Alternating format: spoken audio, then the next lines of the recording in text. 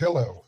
When 2 days ago I said that the United States would strike Iran in the morning before dawn on June 22nd, well, I mostly meant it as a kind of mystical coincidence. But accordingly, he got there. There you go. Once again, this is an analysis, it's more of a feeling. It was kind of the same on September 10th, 2001. Of course, there was analysis as a foundation, but it was more about the feeling, the building tension, and then the information about bin Laden. That's actually why I wrote on September 10th, 2001, that bin Laden would be blamed. So, what can be said about the strike? The United States of America carried out a strike, entering the war on Israel's side, which Israel announced with a kind of joy. But there are some very serious questions about this strike. Well, first of all, Trump immediately announced that this was a one-time event, not a war. Secondly, observers who were in Isfahan and around other reactors say, no, we didn't see anything like that. There was no strike. There are also questions about the bombers, how many there were, how they flew, and so on. And the footage that was shown was definitely filmed earlier. So basically, more and more questions are coming up. Could this all be some kind of arrangement?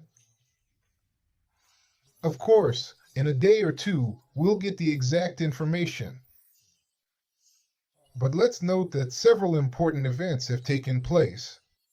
First of all, Iran now has its hands untied. We can see this from the very powerful strike on Israel, a really, really powerful one. There are rumors going around that Ben Gurion Airport was completely destroyed. If Israel is interested in disproving these rumors, it needs to show some evidence. So far, there's nothing, no footage at all, which makes you wonder if this information might actually be true. I don't know. The information that a very powerful strike was carried out on Haifa and Tel Aviv is most likely true, especially since Iran announced that an even more advanced missile was used. In general, I'm not going to talk about the political consequences right now. Let's note that Iran is not planning to block the Strait of Hormuz for now. Official reports say that the reactors were not damaged. But again, there's even a version that, in fact, no one actually hit them at all. We'll find all this out. The key question here is the scale of the agreement. The thing is, launching strategic aviation by American standards is almost at the limit, well, let's say, of the president's authority. He can fire tomahawks as much as he wants, but strategic aviation, that's basically an act of war. You can't do that without Congress. And for that reason, there are two possible scenarios. The first scenario, Trump's opponents will now start coming down hard on him in the context of, impeachment. And they have plenty of different mechanisms for that. The second scenario is that they won't do this because they're also in on these backroom deals. We'll find out about this in the next 2 or 3 days. But this is an extremely important thing because it will show how much control the United States really has over the situation. Because the situation in the Middle East is getting more and more out of control. And it turns out that the United States only has a limited amount of resources. So, was there a backroom deal? If there was, what was its scale? Was it local or was it global, involving all of the American elites? This is the main question of our lives.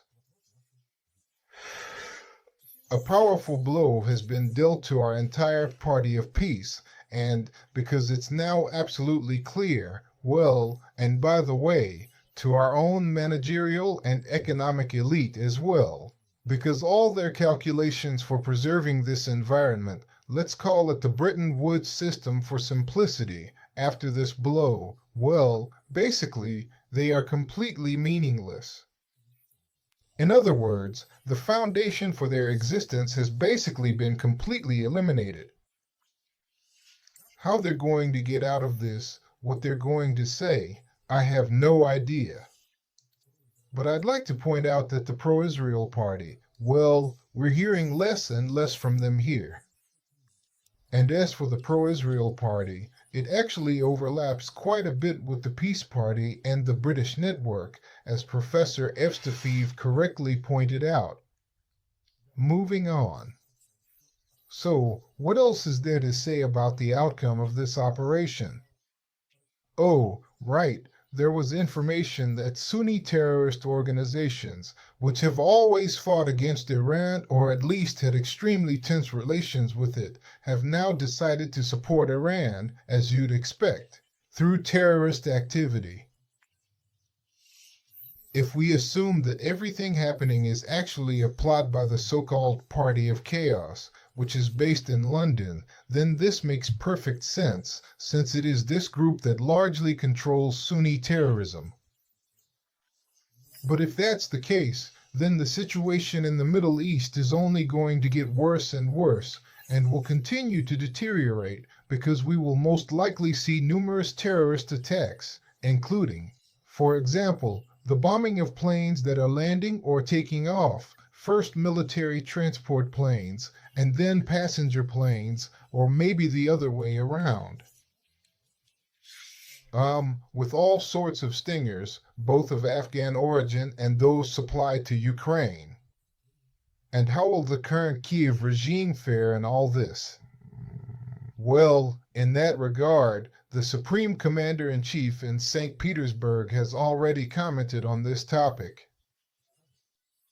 I tend to believe that the pressure on this very Kyiv regime will increase not because it has done something new, but because, with new factors coming in, primarily from the Middle East, spending resources on it as well is becoming just too difficult.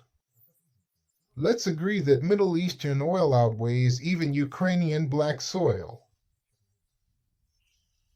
And, well, in conclusion, it's already absolutely clear that truly colossal tectonic scale changes have come into play. And in this sense, the ability of individual politicians, including the President of the United States, by the way, regardless of who that person is becoming more and more limited. And for this reason, especially now taking into account Trump's particular style, it becomes clear that the amount of, well, empty talk, just a lot of blather from him, there's just going to be more and more of it. It reminds me of an old joke about a guy who says, "Today I tricked the ticket inspector on the bus." How?